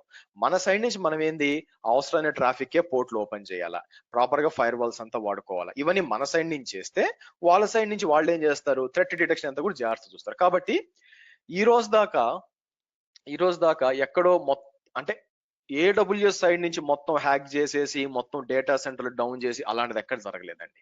కస్టమర్ ఏం చేశాడంటే పొరపాటున కీసు తీసుకెళ్లి గిట్లో పెట్టేసి ఎక్స్పోజ్ చేసి హ్యాక్ గురయ్యాడు తప్పితే AWS సైడ్ నుంచి అంత ఘోరమైన థింక్ ఏం జరగల. సో కాబట్టి అండ్ దెర్ ఆర్ బ్యాంక్స్, మీరు బ్యాంక్స్, హెల్త్ కేర్ సర్వీసెస్ మామూలు క్లౌడ్ కి పోరు, అలాంటి కొన్ని బ్యాంక్స్ క్లౌడ్ లో ఉన్నాయి యాక్చువల్ గా. మీకు వన్ ఆఫ్ ద ఎగ్జాంపుల్ ఏంటంటే, మీరు చూస్తే GSU.com అని ఉంటుంది అనమాట. ఇది నేను పనిచేసిన ప్రాజెక్టు, కాకపోతే AWS కాదు, this is Azure related project. మీకు ఇది ఒక బ్యాంక్, టెక్సాస్ అనుకుంటాను, టెక్సాస్ ఫినాన్షియల్ కంపెనీ యాక్చువల్ గా. ఇది వచ్చి మీకు అజూర్ క్లౌడ్ మీద క్యూబర్నెటిస్ మీద రన్ అవుతుంది మీకు. సో కాబట్టి yes, it's very reliable and also secure. Okay, okay, any questions guys? Questions కోసం సత్య వస్తున్నాం ఆగండి, టెక్నికల్ అయిపోయినాక నేను ఇప్పుడు ఓపెన్ చేస్తాను. సరే, నెక్స్ట్ వచ్చి మనం మాట్లాడాల్సింది వచ్చి మీకు IP అడ్రస్సింగ్ గురించి మాట్లాడాలండి మీకు. బట్ మనం ఒక పని చేద్దాం, దీన్ని నేను ఏం చేస్తానంటే దీన్ని రేపటికి మూవ్ చేద్దాం, ఎందుకంటే మనం ఆల్రెడీ 9:40 అయిపోయింది, మీకు క్వశ్చన్స్ కి టైం ఇవ్వాలా. సో కాబట్టి మనం ఏం చేద్దాం అంటే ఫస్ట్ IP అడ్రస్ గురించి రేపు మాట్లాడదాము, తర్వాత VPC ఇన్ డెప్త్ గురించి నేను చెప్తాను మీకు. సో అయితే IP అడ్రసింగ్ లో సబ్నెట్ ఉన్నాయి, సబ్నెట్ వచ్చి 4th క్లాస్ లో చెప్తాను మీకు రేపు కూడా ఓపెన్ సెషన్ కాబట్టి, ఫ్రీ సెషనే కాబట్టి మీరు అటెండ్ అవ్వచ్చు. సో నేను ఏం చేస్తానంటే మీకు ఆల్రెడీ ఫీజు పంపించారండి కొంతమంది, 2-3 యాక్సెస్ కూడా ఇచ్చేసాను. నేను మిగతా వాళ్ళకి ఈ రోజు యాక్సెస్ ఇస్తాను. సో ఫీజ్ డీటెయిల్స్ చెప్పనివ్వండి. సో నిన్న చెప్పినట్టు ఫీజ్ డీటెయిల్స్ మీరు చూసినట్లయితే వన్ టైం ఫీజ్ పేమెంట్ వచ్చేసి మీకు 12,500 అండి మీకు. అండ్ 2 ఇన్స్టాల్మెంట్స్ వచ్చేసరికి మీకు డిసెంబర్ లో ఈ నెల 7,500, వచ్చే నెల 7,500 కట్టుకోవచ్చు. మీకు వన్ టైం పేమెంట్ వచ్చి 2,500 తగ్గుద్ది మీకు. నా మీరు ఫోన్ పే, జీపే చేయాల్సింది ఈ 2 నెంబర్లకి, ఫోన్ పే, జీపే 2 ఉంది. కాబట్టి మీరు చేసి నాకు ఆ స్క్రీన్ షాట్ మీ జీమెయిల్ ఐడి నాకు షేర్ చేయండి, ఇది చాలా ముఖ్యం అనమాట. మీ ఎగ్జిస్టింగ్ జీమెయిల్ ఐడి సరిపోతుంది మీకు. మనకి ఒకవేళ మీరు sir out side of India ఉన్నాను, నాకు UPI లేదనుకుంటే వాట్సాప్ లో ఈ 2 నెంబర్లకి వాట్సాప్ ఉంది, మీరు అకౌంట్ డీటెయిల్స్ అడిగితే నేను అకౌంట్ డీటెయిల్స్ కూడా ఇస్తాను మీకు. మన ఎక్స్పెక్టెడ్ కంప్లీషన్ డేట్ ఏంటంటే February 18th అండి, ఒక వారం ముందే కావాలి. కాకపోతే మనకి సంక్రాంతి పండుగ వస్తుంది కాబట్టి మేబీ ఒక 2-3 డేస్ ఉండకపోవచ్చు, 2 డేస్ అనుకుంటున్నాను. దానివల్ల లేదంటే ఒక 1 వీక్ ముందే అవుతుంది మనకి. ఎందుకంటే నెక్స్ట్ వీక్ క్రిస్మస్ ఉంది కదా, క్రిస్మస్ ఉన్నప్పుడు మీకు నేను ఒక 15-20 మినిట్స్ ఎక్కువ చెప్తాను క్లాసు, కాబట్టి ముందే అవుతుంది. But worst case scenario 18th అనమాట. మీకు వచ్చి నిన్నటి వీడియో, ఈ రోజుది, రేపుది, రాబోయే ప్రతి వీడియో కూడా ఫీజ్ పేమెంట్ తర్వాత వస్తుంది. సార్ మరి ఈ 2 డెమో సెషన్సే కదా అంటే, ఫ్రీ సెషన్స్ కదా అంటే, ప్రాబ్లం ఏంటంటే మీకు వీడియో యాక్సెస్ ఇవ్వాలంటే నేను ఒక అకౌంట్ క్రియేట్ చేయాలండి, అకౌంట్ క్రియేట్ దానికి ఇవ్వాలా. సో దానికి పేమెంట్ తర్వాత చేస్తాను నేను యాక్చువల్. అందుకని మీరు ఫ్రీగా అటెండ్ అవ్వచ్చు, no issues. But video access మీకు వస్తుంది, 1 year పాటు ఉంటుంది మీకు.